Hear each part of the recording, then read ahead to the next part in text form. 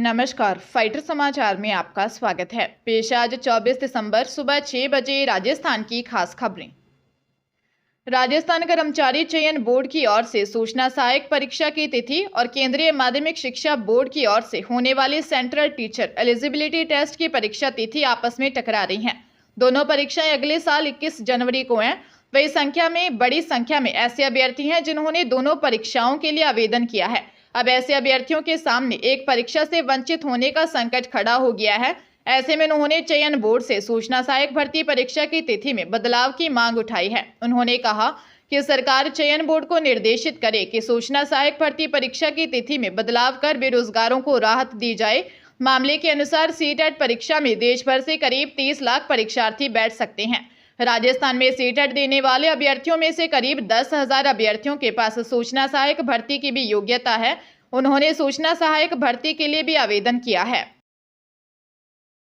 दौसा जिले में घर के झगड़ों से परेशान होकर पत्नी ने 8,000 रुपये सुपारी देकर पति की हत्या करवा दी। उसने अपने रिश्ते के 3 भतीजों को यह सुपारी दी थी। मामला 8 साल पुराना है, जिसमें दोषी पत्नी और उसके 3 भतीजों को उम्र कैद की सजा सुनाई गई है। अपर लोक अभियोजक राजेश फडाना ने बताया कि ओम प्रकाश उर्फ भूमा मीना निवासी दयावना की ढाणी बसवा ने थाने में रिपोर्ट दी कि 16 सितंबर 2016 को उसका भाई सुखराम घर पर था। इसके बाद कहीं चला गया।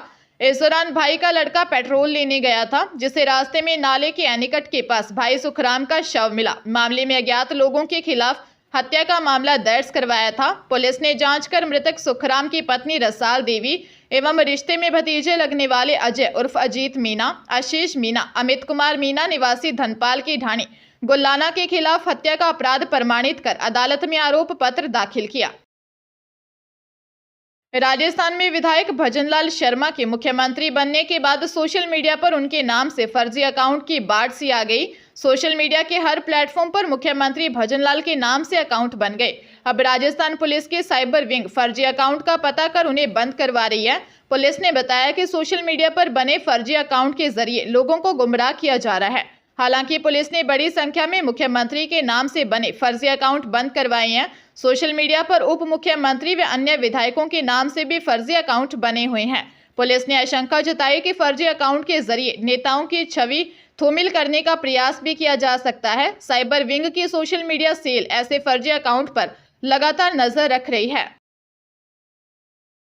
पंजाब के अमरगढ़ से आम आदमी पार्टी का विधायक बनने के बाद 1 रुपये वेतन लेने का दावा करने वाले एमएलए जसवंत सिंह गज्जन माजरा पर एनफोर्समेंट डायरेक्टोरेट ईडी ने कार्रवाई की है। ईडी ने गज्जन माजरा की कंपनी की 35.10 करोड़ की संपत्ति कुर्क की है। यह कार्रवाई बैंक लोन से जुड़े मनी लॉन्ड्रिंग मामले में की गई है। ईडी के मुताबिक गज्जन माजरा की मलेरकोटला स्थित तारा कॉरपोरेशन कंपनी की संपत्ति को कुर्क किया गया है। ईडी के मुताबिक लोन राशि को तारा कॉरपोरेशन लिमिटेड से विभिन्न फर्मों में ट्रांसफर किया गया है। इसके बाद उसे तारा हेल्थ फूड लिमिटेड और एक अन्य सहायक कंपनी तारा सेल्स लिमिटेड में एकीकृत कर दिया गया। जांच में यह भी सामने आया है कि 3.12 करोड़ रुपए गज्जन माजरा के व्यक्तिगत खातों में डाइवर्ट किए गए हैं। इसके अलावा 33.19 करोड़ रुपए मैसर्स THFL को दिए गए।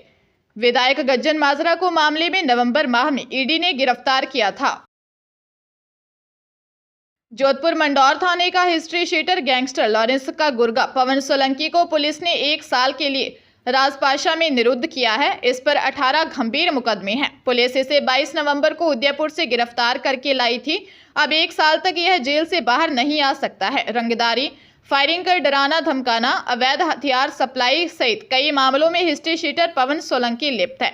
इसके चलते पुलिस ने पवन सोलंकी को समाज विरोधी क्रियाकलाप अधिनियम 2006 राजपाशा के तहत निरुद्ध किया गया है। डीसीपी अमृता दोहन ने बताया कि सरदारपुरा में एक लूट के मामले में जमानत के बाद पवन फरार हो गया। उसके लोकेशन उदयपुर होने पर पुलिस वहां पहुंची तो वह गोवा, नेपाल आदि स्थानों पर छुप गया।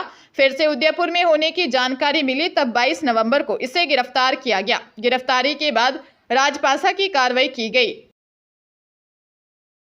भीलवाड़ा जिले में 100 रुपए का लालच देकर एक बालिका को सुनसान जगह ले जाकर रेप करने का मामला सामने आया है। गंगापुर थाने में पीड़ित व्यक्ति ने दर्ज रिपोर्ट में बताया कि उसकी बेटी शाम को खेत से घर आ रही थी। इसी बीच आरोपित नाथू उससे मिला। नाथू ने बालिका को 100 रुपए देने का लालच दिया और उसे सुनसान स्थान पर बनी एक सराय में ले गया, जहां नाथू ने मासूम के साथ रेप किया और बच्ची से मारपीट भी की। घटना के बाद रोती हुई बालिका घर पहुंची और परिजनों को आप बीती बताई। पुलिस ने परिजनों की रिपोर्ट के आधार पर मामला दर्ज कर लिया है। मामले की जांच की जा रही है।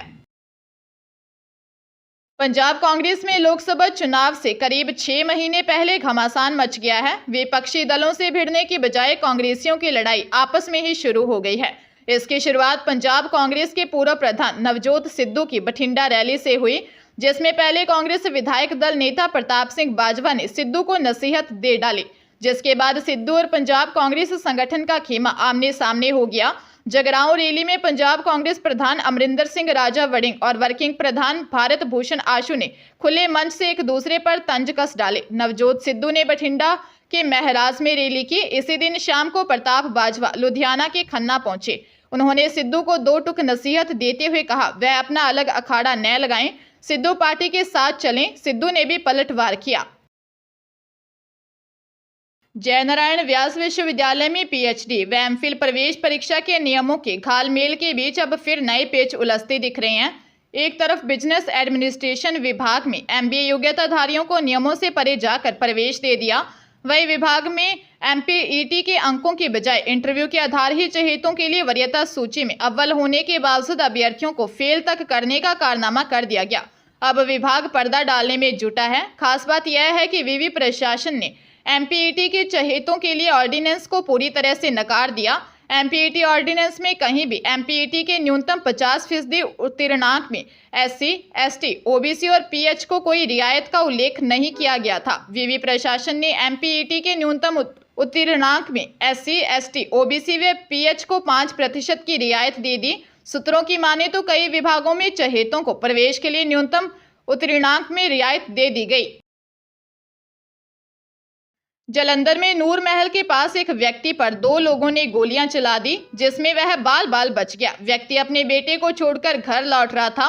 वारदात नूर महल बिलगा रोड गांव सुन्नत कलां गुरुद्वारा के पास हुई। क्राइम सीन पर पहुंची थाना नूर महल की पुलिस ने व्यक्ति के बयान दर्ज कर हत्या की कोशिश, आर्म्स एक्ट सहित विभिन्न धाराओं के तहत केस दर्ज कर जांच शुरू कर दी है। पीड़ित बलराज सिंह बिल्डिंग ठेकेदार है। बिलंगा के गांव वड्डी पत्ती के रहने वाले ठेकेदार बलराज सिंह ने बताया कि उन्होंने अपने बेटे को नूर महल के पास छोड़ना था। वह उसे छोड़कर घर लौट रहा था। गुरुद्वारा साहिब वाली रोड पर उन्हें सामने कुछ संदिग्ध खड़े हुए नजर आए। डर की वजह से उसने बाइक मोड़ ली। लुटेरों ने पीछा किया और फायर कर दिया। गोली चलाने के बाद आरोपी कहां गए, बलराज को इस बारे में कुछ नहीं पता चला। पुलिस को मौके से एक खोल बरामद हो गया है। पुलिस मामले की जांच कर रही है। धौलपुर जिले में 2 बाइक पर सवार होकर आए 5 बदमाशों ने पेट्रोल पंप पर हवाई फायरिंग करते हुए सेल्समैन से मारपीट की। बदमाश सेल्समैन से 21,000 रुपये छीन कर ले गए। बदमाश 1 महीने से पेट्रोल पंप संचालक से रंगदारी की मांग कर रहे थे। इससे पहले भी बदमाशों ने 1 महीने में 3 बार पेट्रोल पंप पर तोड़फोड़ की। मामला सेपहू थाना क्षेत्र के करीमपुर पेट्रोल पंप का है। सूचना पर पहुंचे थाना प्रभारी हरभान सिंह ने बताया, फायरिंग करने वाले बदमाशों में से एक की पहचान कर ली गई है, जिसकी तलाश के लिए लगातार दबिश दी जा रही है। वारदात में शामिल एक बदमाश कल्याण ठाकुर पहले मनिया पुलिस की गोली लगने से घायल हो चुका था, जो हाल ही में जेल से रिहा हुआ है। पेट्रोल पंप संचालक ने बताया, फायरिंग करने वाले बदमाशों में मुख्य आरोपी कल्याण ठाकुर के साथ अजीत, विष्णु, लालू और कल्ला शामिल हैं। प्रदेश में सरकार बदलने के साथ स्वास्थ्य का मॉडल भी बदलने की तैयारी है। पिछली सरकार की मुख्यमंत्री चिरंजीवी स्वास्थ्य बीमा योजना के तहत इलाज की सुविधा अघोषित रूप से लगभग बंद हो गई है। इसका पोर्टल भी लगभग बंद होने की स्थिति में है। यह योजना से जुड़े 1,42,00,000 परिवारों के अब आयुष्मान भारत मुख्यमंत्री चिरंजीवी स्वास्थ्य बीमा योजना के नाम से कार्ड बनाने की तैयारी है। सूत्रों के अनुसार हर जिले को 5 लाख से 15 लाख तक कार्ड बनाने का लक्ष्य दिया जा रहा है। इसके लिए ई-केवाईसी के लक्ष्य भी दिए जा रहे हैं। यह टास्क भी दिया जा रहा है कि हर लाभार्थी से केंद्र की मोदी सरकार का आयुष्मान ऐप डाउनलोड करवाएं। ऐप पर सत्यापन के बाद कोई भी व्यक्ति इस योजना से जुड़ जाएगा। माना जा रहा है कि विभागीय मंत्री तय होते ही इस संबंध में आदेश जारी कर दिए जाएंगे।